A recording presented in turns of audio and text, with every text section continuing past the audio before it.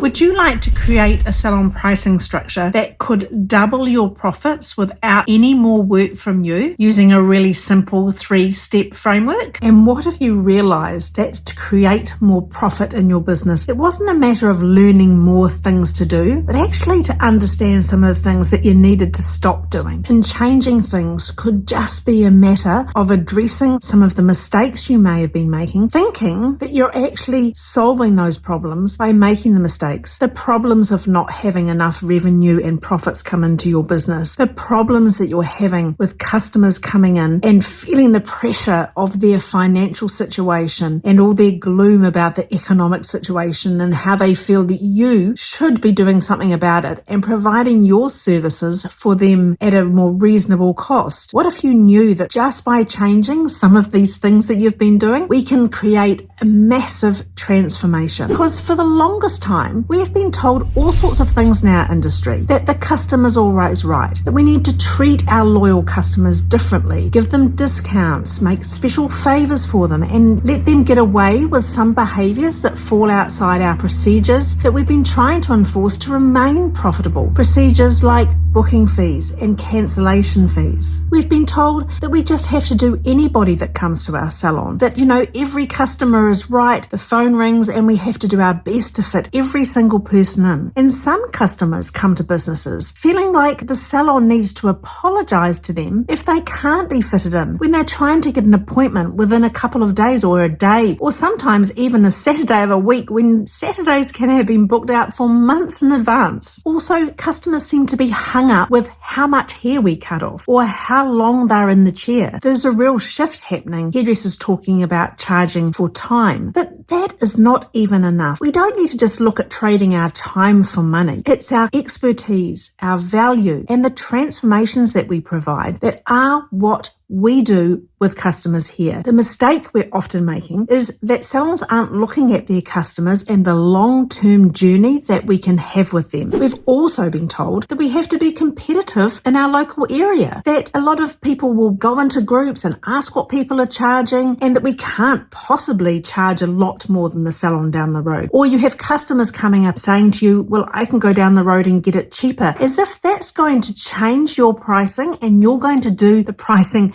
that they've got from down the road. It's really interesting when you look at our industry, the control some customers feel like they have over what we charge and what they have when they come into our salon, when they also have very strong ideas about the results they want. But the thing you've got to remember is, do all salons charge the same? No, they don't. Do all lawyers, doctors, supermarkets charge the same? No, they don't. Restaurants, they don't all charge the same. There is a different price across the board in every service anywhere you go. So when it comes to customers trying to control the way we charge our services and what we do with their hair when they come into their appointment by trying to control the price of their service, think of it like this. When you get your house painted, does the painter not do the undercoat to save you money? No, they don't, because their work would be invariably affected by not doing the right preparation first. Here is the same. Would your dentist just do some tooth service for the more cosmetic part of it and leave all the fillings and rot underneath? No, they wouldn't, because they know unless they do a thorough job and do all the things that need to be done, the work that they do won't last, and you'll be back within a couple of weeks being unhappy, grumpy, and dissatisfied with your service. So some of the old ways of pricing our service has been a breeding ground for customers to feel like they can control us and for salons to remain unprofitable and not getting enough revenue. It's fostered perhaps quite a lazy attitude amongst our teams around pricing and costs and expenses as well. And if you are stuck with some of this outdated way of thinking and letting customers sort of strong arm you a little bit in your business, I bet you're experiencing the type of reactionary salon owner behavior that is really holding you back. Behavior like not putting enough money on your services when you do increase your prices, putting quite a lot on something and nothing on something else, and you get to the end of the week and you still don't feel like you've made enough revenue. You still don't feel like you're valued for the services that you perform and the contribution and the transformations you create. And the level of salon life enjoyment is just dropping and dropping and dropping every day of every week of every month. Perhaps you're experiencing a real lack of confidence in your team because they are following the leadership model that they're seeing, that there's not a really good strategic approach to changing pricing and giving them a really confident framework so that they can then talk to their customers and feel really confident and empowered to talk about services, to talk about upgrades, to talk about retail, because they're feeling nervous and anxious because the frameworks aren't there and there's not enough structure around your strategic pricing. There's not enough structure and no time spent on really thinking about strategic pricing. And you're probably really experiencing the effects of confusing procedures around booking fees and cancellation. The customers are probably confused. You're probably confused. You're finding that sometimes things are applied and sometimes they aren't. Some people get charged. When does the 24 hours cut off? How much of a booking fee do we take? How far in advance do we take it? Do we keep credit card records on? There's a lot of different systems with booking that do allow you to do some things and don't. But as a salon, you need to have a salon-wide policy that's always applied. Without something that relies on a very strong framework, the confidence of you and your team to follow through with these procedures is really minimized. You could be finding that you're getting a little bit resentful because you feel like your customers are guilting you into making decisions about your business that serve them and not you. Your team members are suffering from retail and sales fatigue. It's a terribly difficult thing to get out of when that really negative mindset starts weaving itself through everything that's happening in your salon. Your team cannot behave and perform confidently. And if those are the kind of things that you've been doing and what you've been experiencing, it's a real indicator that you've been working incredibly hard and not so smart. No one wants to think that they haven't been running their business the smartest way they can, but we can all get stuck in outdated ways of doing things, and it's really hard to see the trees because we're just so stuck down in the woods. When you're stuck down in the woods like that, it's hard to make decisions. You get stuck in fear-based decisions. You don't know where to look, where to turn, who to listen to. On one hand, you've got people telling you one thing, you get more information over here that tells you should be doing something else, and it can just leave you feeling fatigued, exhausted, and really frustrated. It's really easy for coaches and outside people to say, look at the data, do what you think you should. But we're in the business of people. We have relationships. And so it can feel like a bit of a minefield when you want to become much more boundary driven in your decisions. It seems to feel like it goes against the grain. It's much more difficult than people realize. At the end of the day, if your business success is going to be dependent on you changing some behaviors and looking some of the ways that you've been doing things and the mistakes and the problems that is causing, then it goes either way. You're either going to survive and thrive or your business is going to fail and those customers won't be able to come to you because your salon won't be there anymore. You could be using up all your personal savings to try to plug those gaps. We've come at a time in our business when we're under-resourced. We've had 3 of the hardest years of business that have been for a long time. So how can you keep operating if you're not moving forward and restructuring the way that you talk about your pricing? If you're ending every week without enough money in your bank account to pay your bills, you're looking around and seeing other salons full and they seem to be thriving. You see other salons around that charge more that are still really busy. It's a really good indicator that you need to do something to be able to put up your prices, have strategic pricing, and have all your team on board presenting their value and the transformations that they provide for people with a lot of honor, because we as creatives, we love what we do and we want to be able to be of service to people and do a wonderful job and for those people to feel very happy about paying well for it. I've got a number of ways that I can help salon owners with their strategic pricing model. And the one that I'm just going to share here very quickly is looking at the way that you feel about money. If you look at the way that you are as a customer in other businesses, how often do you pay your bills? How happy are you about spending money on things in your local community? Do you pay your bills on time? Do you grumble about your taxes? Do you hoard your money and not spend it if you have much? Are you generous, shouting your friend a cup of coffee? Do you pay it forward? Are you always scrimping and saving? Are you feeling full of lack and that there's nothing good going on? Do you complain? Do you moan about other businesses putting their prices up? There's lots of little things to look at within your own life to see how you are with money, how you feel about wealth, and how you feel about prosperity, because these things are quite a true indicator of the energy of money coming in and out of your life. It is energy, it flows, and how you feel about that really does